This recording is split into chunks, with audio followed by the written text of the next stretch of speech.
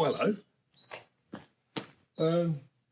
Having taken stuff to the dump, it occurred to me that some of this wood, I really ought to burn it, despite the fact that it's riddled with woodworm. So I'm just going to saw up lumps of it. I won't bother taking the nails out because I'm wearing gloves. But obviously at the other end, when I go and burn it, I'll have to be a little bit careful. So there's a pile over there, there's a pile over here. If I can saw that up into sensible sized pieces, so much the easier.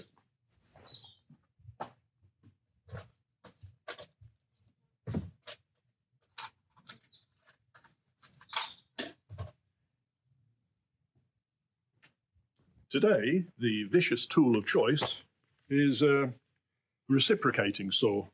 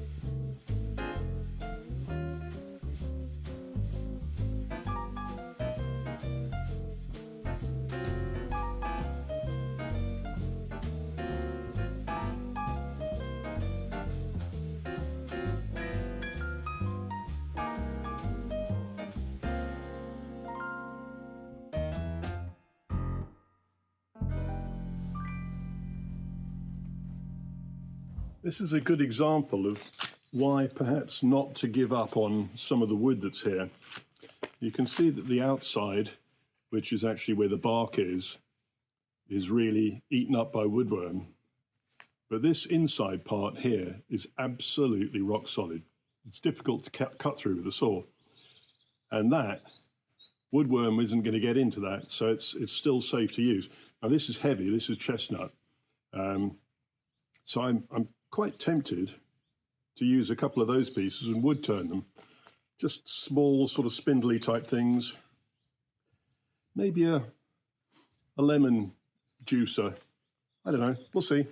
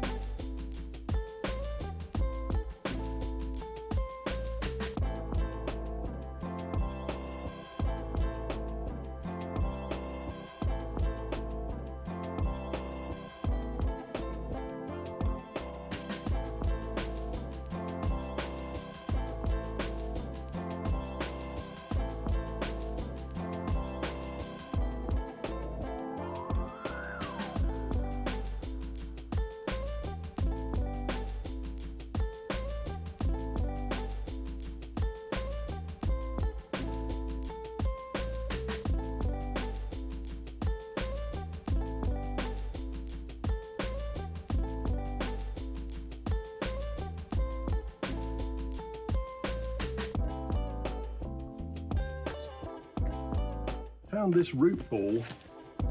Well, I assume it's a root ball, but it's very, very heavy for what it is. I'm just wondering if there's any wood in there that could be turned or if it's too cracked and woodwormy. Anyway, I shall shove it in the car and take it for the burn pile, just in case.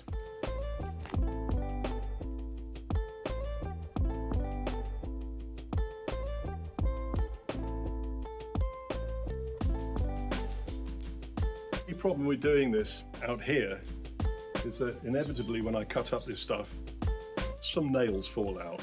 And this is where I drive, so I'm going to get punctures. It's going to happen.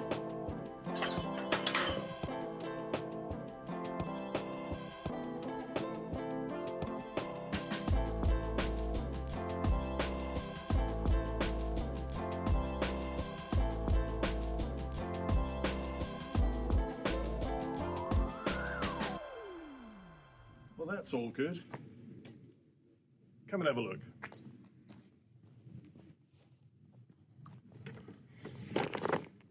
So we've got the whole of this area at the back is now cleared of all of that plastic sheeting and ready to go for the septic tank to be installed soon, possibly early next year. So down here is where all that wood was, and over there, so that's all gone now.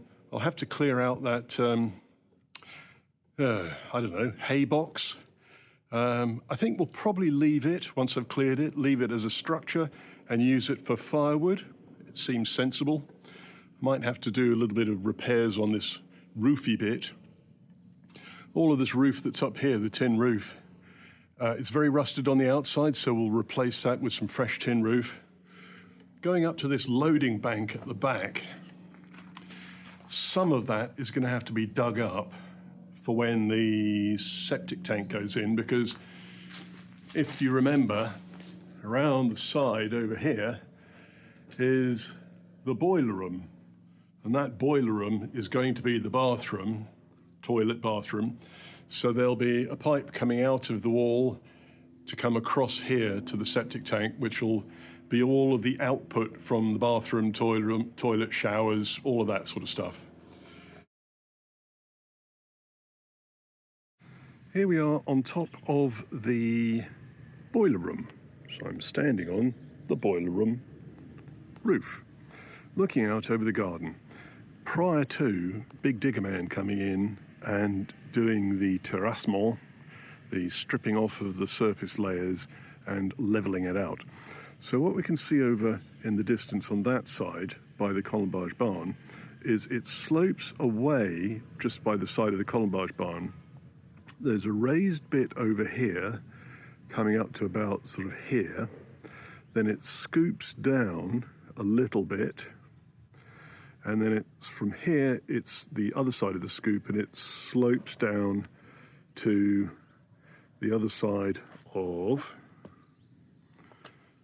the slab where the burnt out shed is. So there's the walkway which is up by that hedge going down to the road at the front of the house. So in essence, that mound over there is going to be levelled out a bit. This scoop here is going to be infilled a bit.